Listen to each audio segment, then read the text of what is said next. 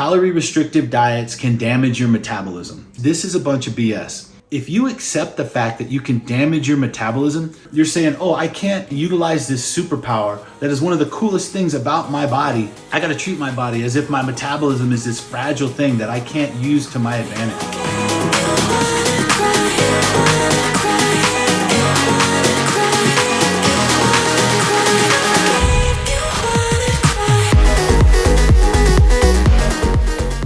The ability to adapt is the human body's superpower.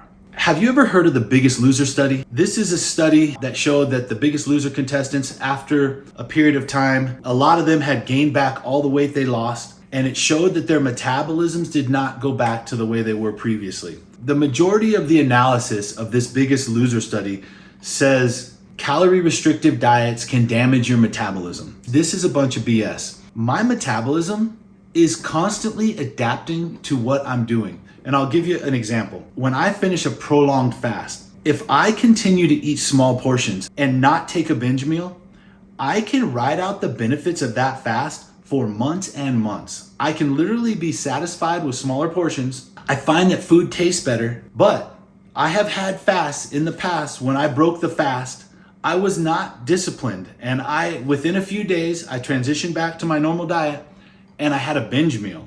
And as soon as I had my first binge meal, my metabolism completely went back to the way it was prior to the fast. All the benefits of the fast were gone. I could then eat large amounts of food and not be full. I had that never satisfied feeling. Mentally, it happened the day I had that binge meal, but I feel like my body changed back to my previous metabolism within a few days. Within literally 1 week, I'm back to my pre-fast condition. It's almost miraculous. I don't know if you ever seen Terminator 2, the one where the Terminator guy was made out of liquid metal, and when he would get shot, the bullet would go through him and it would just immediately heal back up. Our human bodies are just like that Terminator. It's just on a slower time scale. Our metabolism is part of that system that is constantly changing to what we're doing to it. I could follow a super calorie restrictive diet and it would alter my metabolism. But is that actually damaging my metabolism? As soon as I go back to a larger caloric intake, my metabolism is gonna adapt to that. You can reset your metabolism. I intend to continue to restrict my calories and make gains on my diet. If I hit a plateau, I might lower my calories, and I'm gonna follow that as long as I can. At some point, when I'm at a really low caloric amount, I'm gonna do a metabolism reset, and I'm gonna increase my calories back to what I think maintenance level is, and I'm gonna eat that for 2, maybe 3 weeks, and I may gain a few pounds in that process. Then I'll cut my calories just a little, and I will start that process again of dropping weight and being able to do it at a higher caloric amount. That is magic, our metabolism's ability to adjust. If you accept the fact that you can damage your metabolism, it's almost like you're saying, oh, I can't utilize this superpower that is one of the coolest things about my body.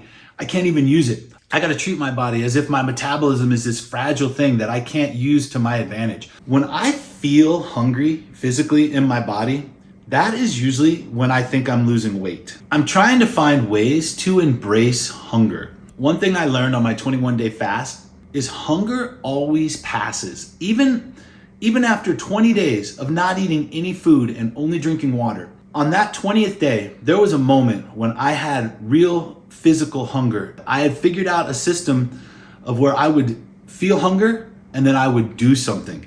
And as soon as I started doing something, that hunger would pass. If you can find a way to not obsess about it, get your mind distracted on something else, the hunger will pass. You'll forget about being hungry. You have to not spiral. If you start thinking negative thoughts when you feel hungry, you can then cause a downward spiral. So you can't think things like, I'm getting cheated right now, or it's not fair that I can't eat this thing I want. Why do some people get to eat whatever they want and I have to follow this strict diet just to be normal?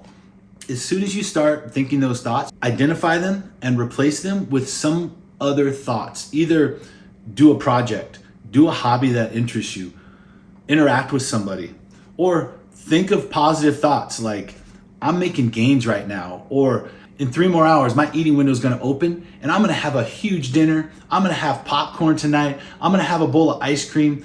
All I gotta do is keep focused on this positive thought and this will pass. And the next thing I know, my eating window is gonna open. I wanna talk about the difference between muscle memory and building new muscle. I've been back in the gym for 3 weeks. I have been packing on muscle quickly. That is from muscle memory. Once you create muscle nuclei, those nuclei never go away. They can atrophy, they can shrink down, they can carry less volume, but the nuclei are still there. And when you start training again, very quickly, those nuclei are gonna revolumize, they're gonna get big again, and you're gonna get back a lot of the size and shape and density that you had lost. For me, it takes a couple months and I get back all my muscle memory. I could not train for 6 months, and within 2 months, I can get my physique back, as far as how much muscle I have, back to where I was previously. A lot of people ask me, when you do a prolonged fast, do you lose muscle? And the answer is yes, I do. On my 21-day fast, my strength dropped. The day after my fast compared to the day before my fast, I probably lost about 20 to 30% of my total strength. I was repping 225 for like 15 reps before the fast, and I was repping it for like 7 reps after the fast. So I guess I lost 50% of strength on that weight. It took me about 6 weeks after that fast to be back to the same levels of strength and to get all that muscle back. So that's muscle memory. I might get back 10 pounds of muscle over 2 months from muscle memory. But if I had never built that muscle to begin with, if I was trying to build new muscle, I might be able to add 5 to 10 pounds of muscle a year. And that's it. If you're doing a transformation and you're trying to build new muscle, just know that it's gonna be a completely different process than what you're seeing me do. If you've been big before, let's say you were a college athlete and you had a lot of muscle and you haven't trained for years, you might get some of that similar experience to what I get. You're gonna have some muscle memory, and those muscles are gonna come back way faster because you have done it before. Week 3 is in the bag. I am starting on the last week of my 30-day transformation. So far, my theory is working. I am eating what I want. I'm living like a king. I'm fasting all day. I'm eating at the end of my day for about 3 to 4 hours, whatever I want. I am tracking everything. I'm gonna show my progress pictures for the last 3 weeks. They're not very dramatic. 3 weeks is not a long time, so you're not gonna see much change. That's all I got. Thank you for watching. More cool stuff to come.